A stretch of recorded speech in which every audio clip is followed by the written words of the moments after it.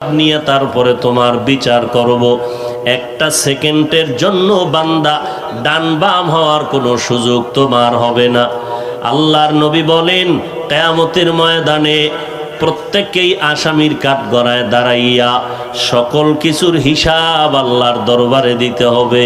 এক বিন্দু থেকে বিন্দু পালাবার কোনো সুযোগ কারো হবে না। এই জমিনের মধ্যে আল্লাহ রাব্বুল আলামিন দেখায় দিলেন, এ জমিনের বড় বাহাদুর নমরুদ নামের বেঈমান আল্লাহকেই মেরে ফেলার জন্য রেডি হয়েছিল। আল্লাহ পাক রব্বুল আলামিন বলেন, এই নমরুদকে আমি আল্লাহ একটা অসুস্থ মশা দিয়ে দুনিয়া থেকে বিদায় করে দিলাম।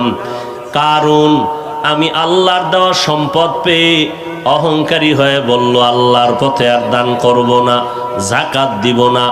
রব্বুল আলামিন মাটিকে হুকুম করল,